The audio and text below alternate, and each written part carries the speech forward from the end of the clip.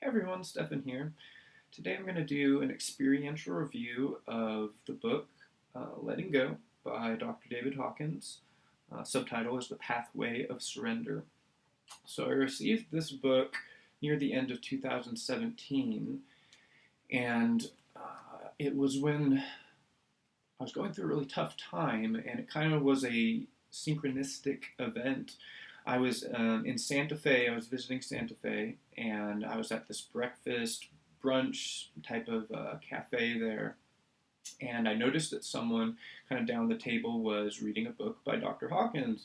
Struck up conversation with them, and they ended up giving me this copy right here of Letting Go. Man, it had been one of the books by Dr. Hawkins that I had not read yet, and so I was excited to get my hands on it. And so I read it near the end of 2017 and basically committed myself to practicing the technique, the letting go technique, for the duration of the whole year. And so that was 2018, now it's 2019, and I thought I would do a review of all the stuff that I learned along the journey.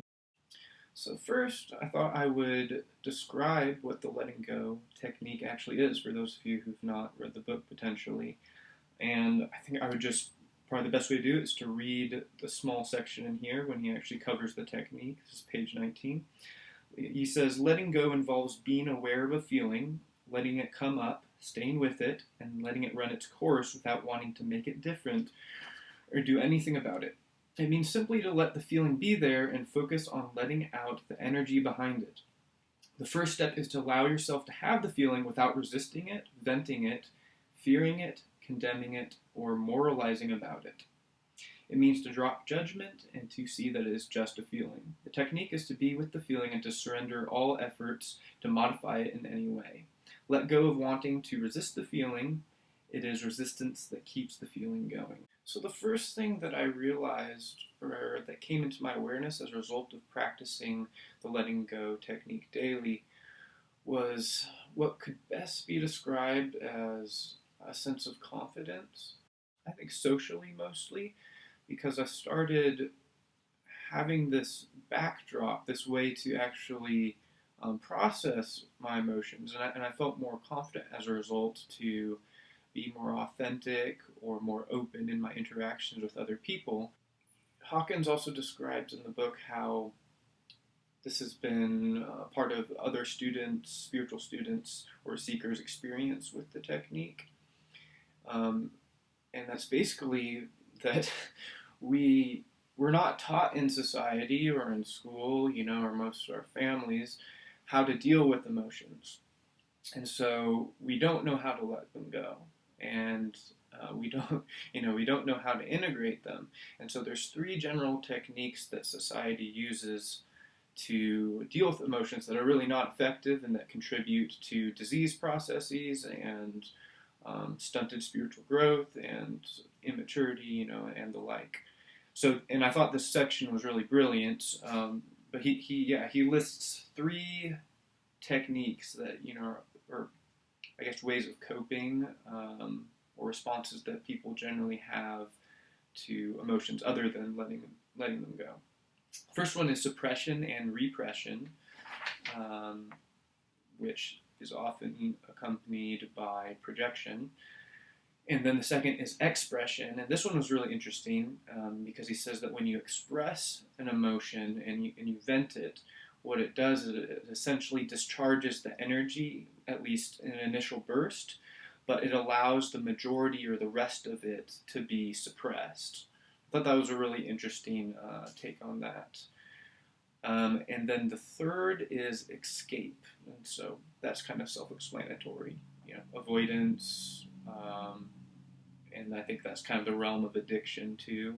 So kind of the second thing that I came to after I committed to using the technique was sort of a troubleshooting process.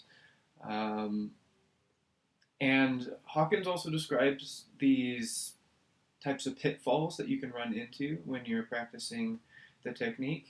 And And yeah, and I had to read back at various important times when I was like about to give up and like this doesn't work. Why am I doing this? This is hard. Um, but yeah, I'd say the biggest one is the advice to acknowledge the feeling about the feeling. So sometimes we'll get stuck because the feeling that is actually there and the energy that has arisen, you have a repressed or unconscious judgment or programmed judgment towards. And so you can't even really let the feeling come up because there's a fear about that feeling itself. And so that puts you in a really tricky position where you can kind of get confused or stuck in this sort of paradox. And I remember that coming up multiple times when I was, starting to get into the thick of the work. The second thing that I had to troubleshoot was actually just my understanding of the technique. And I guess this would be a slight critique of, I guess, just the verbiage or languaging of the book, which is that I think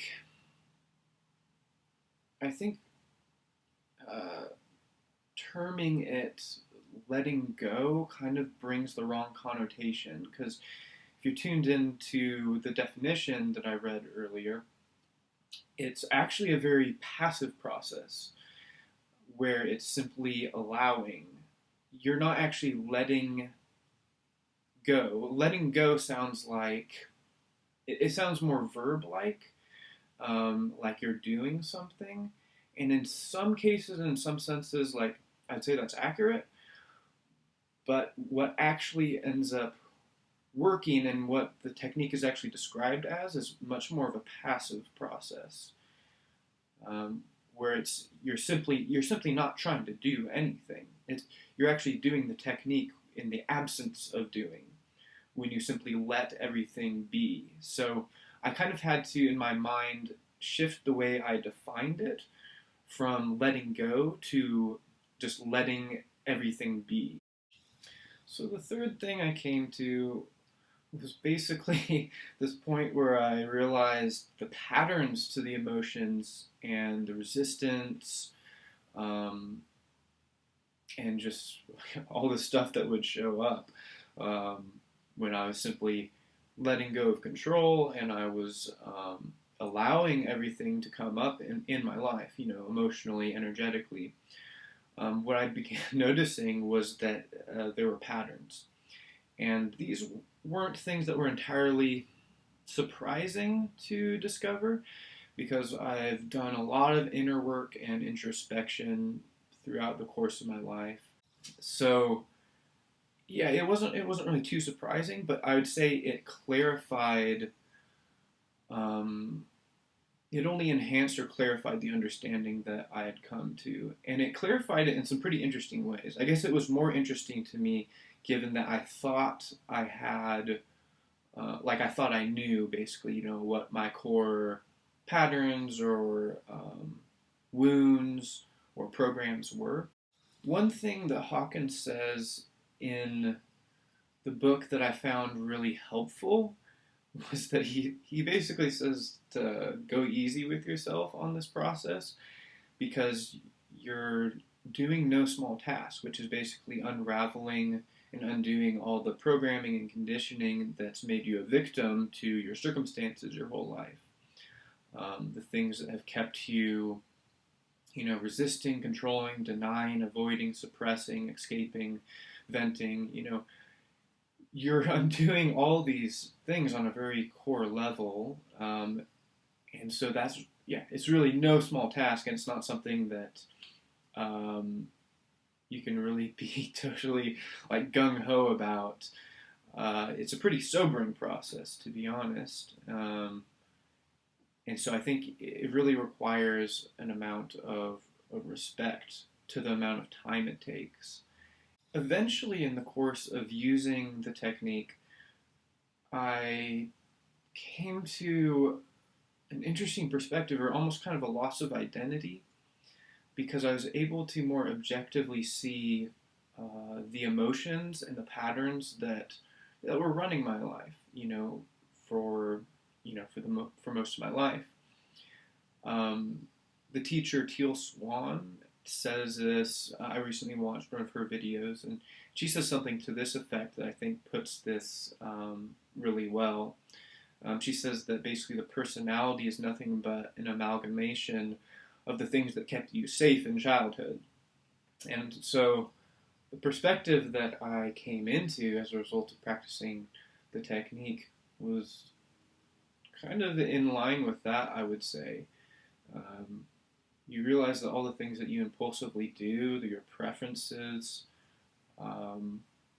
you start tracing them and making connections and realizing they're just programs, they're just thoughts, and it's like, in a certain way they're personal, but in a really big way they're also not personal, and you begin to be able to feel that, or at least I did. So the fourth thing that came up, if I'm describing the whole process linearly, is the fear of death. And the best way I can describe this or explain it is that all of our programs and our conditioning, and really even our trauma reactions that tend to govern our emotions and our lives early, and our relationships, all of those are adaptations, which are survival adaptations.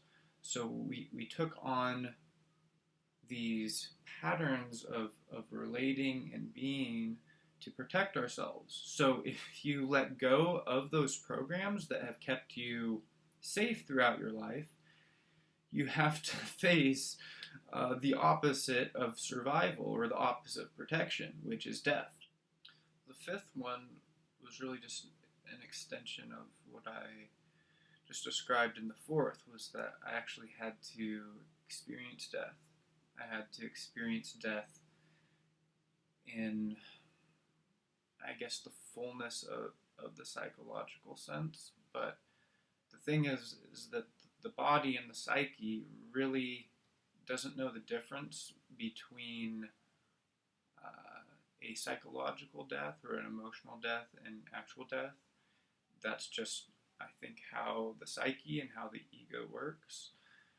So as I let go of the programs and I guess the sort of habitual ways that I would protect myself from life, another way of terming that is that I was letting go of control. Let's just ask the question, what is the purpose of control?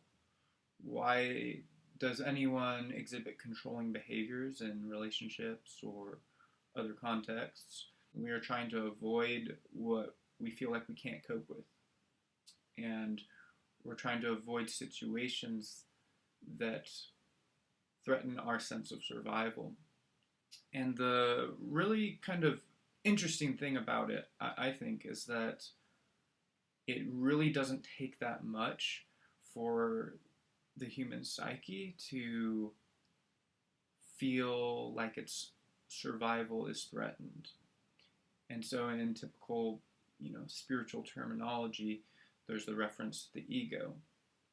And the ego is, by one definition at least, that animal survival instinct that we have. And so it doesn't take much for the ego to be reactive, and thus for us to grasp at control. We want to grasp at control because we're afraid of not being in control, and we're afraid of not being in control because we're afraid that we won't be able to survive or protect ourselves if we're not in control. So really, when you let go of control, the only thing that you're going to be faced with is the fear of death, and the actual experience of death psychologically. As a bit of a side note, I think this is the reason why it's very hard to be a dedicated spiritual student or seeker, because it is beyond words. It is absolutely excruciating to have to face these things and to face the experience of annihilation, of non-existence, or the threat of it. But in experience, it is one and the same. So that's kind of why I would hypothesize that even in very advanced communities or spiritual communities, you still have a lot of dysfunction, and that's largely because there's all sorts of ways that we try to grapple and grasp and bypass the fear of death. The survival instinct is so strong because, well, our species wouldn't have survived without it. So every lineage or generation of people that exist, if your genes are getting passed on, probably one of the things that's getting passed on is a very strong survival instinct. So the next thing that came up was kind of a paradox, which was after facing the excruciating experience of death, there was kind of this period of time where I had to grapple with what is spirituality and what does it mean to be human? What is wholeness? What are the limits of what I'm participating in, really? So if my aim is truth or wholeness or being or to integrate with my humanity or to be surrendered, what are the limits of that? And I also have to ask, what exactly does that look like? How would I know if I had achieved that?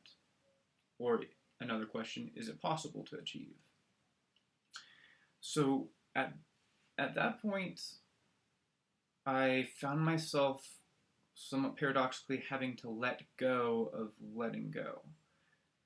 Even though I had put it or framed it in a very being-based way versus doing, there was still an element of concentration and doing to it. So it was goal-oriented ultimately. And that's something that I think ended up getting in the way, or that I found was getting in the way at a certain point. What I had to realize, too, was that there were certain things that the technique wasn't going to work on. And that's what I started experiencing. So I just kept consistently applying myself and applying the technique. But I found that there were still things that kept showing up, that keep showing up. And I had to realize that my attachment, in a sense, to letting go, paradoxically, had to be let go of. And so that kind of brought me to the realization, and this is a process I think I'm still in, now that we're getting kind of near the end. I had to surrender to truth, being, wholeness, and my humanity. Those are the things that kept showing up. In addition, I ended up flipping back through the book and finding this one section that really stuck out to me, but didn't stick out to me when I had first read it. And this section was talking about how there are some things that the technique won't resolve, and those things are usually karmic. So that was kind of the place that I eventually had to come to and reconcile with, was that the imperfection of life and, of being human and holding to my truth and my wholeness and my beingness, that was going to be imperfect, because there are things beyond the personal realm, or even things within my own personal memory that I can access, and therefore, process the emotions of. There are things from past lives, if you believe in that, I do, that my conscious mind doesn't really have a very good idea of what those things are, and I don't know the full context as to why things are happening the way they are in my current experience of life. So there has to be a little bit of an unknowing and an even greater lessening of the goal orientation towards letting go, or spirituality itself. So where that led me to next, as my seventh talking point here, is really just a sobering place, in a different way than some of the first stages of my experience with practicing the technique. It brought me to a perspective where I realized that being human is really the actual goal. That is enlightenment, is being fully human. I like David Rico's definition of it. He says that enlightenment is ordinariness loved. So there was sort of, I guess, this element that arose where I had to realize, I guess I had to take off the spiritual superhero cape, more or less. I had to take that off. I guess there's a certain way that we conceptualize ourselves, or think about ourselves, that is really true in a large degree, and then also isn't. There's a paradox and polarity, I guess, to existence. Namely, what I'm speaking of is our conception of ourself as we might think of ourselves as being on a heroic journey, and being the hero in that journey. There is a large element in which that is true, and I think we also have to come to terms with that. What is truly heroic is actually something more along the lines of having the courage to inhabit our own finitude and our own humanity. And that is actually the ultimate courage, rather than seeking to be beyond our humanity, or to be some transcendent master or guru of sorts. What I'll close with is just my critique of the book, really, and my main critique, I think, would be that Hawkins generally carries a pretty salvational tone throughout the book, meaning that he promises a lot as to what a person can experience, or what they can heal through the technique. And what I'm specifically referring to is he actually dedicates a whole chapter to listing all the different illnesses and ailments that he healed in his personal life through using the letting go technique. And I just don't really think that the average person is going to, needless to say, have that much of a transformation. But the average person reading that is going to think to themselves, like, oh my God, this is the answer to all my problems. And I think that's kind of how, I think that becomes a little bit problematic, because there's so many factors that are involved as to how any technique will combine with a person's specific karmic propensities, current life circumstances, their willingness, their level of consciousness, all these different types of factors as to whether a massive transformation will occur through using any particular technique.